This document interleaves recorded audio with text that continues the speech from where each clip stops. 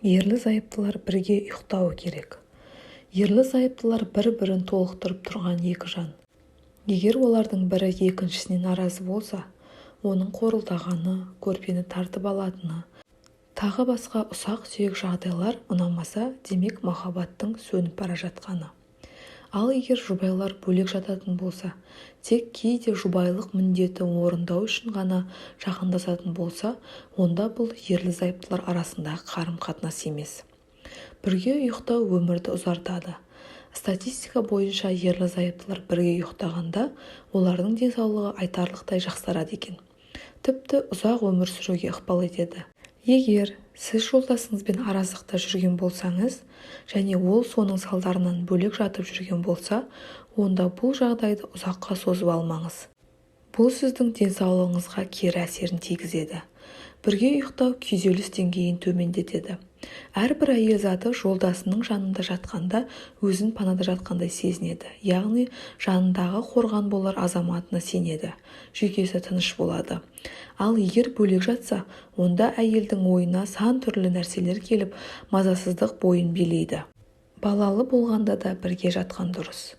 Кейбір келіншектер балалы болған соң бар махаббаты баласына ауып, жолдасына деген сезімі кейінге шегеріліп жатады.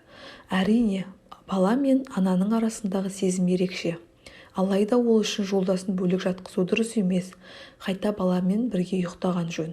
Баланың көзінше ара қатынасты талқылап, ашу шақыруға болмайды.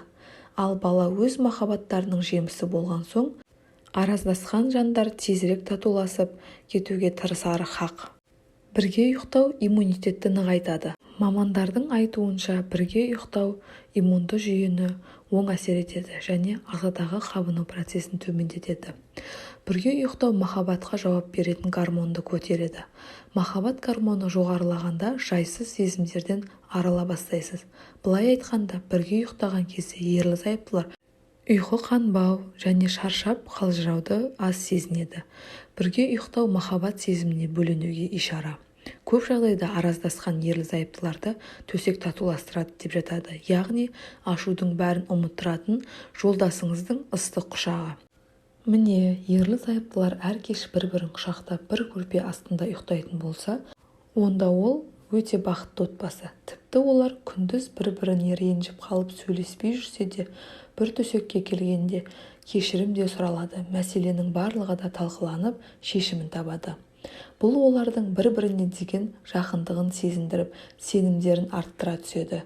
Түнді бір төсекте өткізетін ерлі-зайыптылар бірте-бірте бір-бірінсіз ұйықтай алмайтын болады.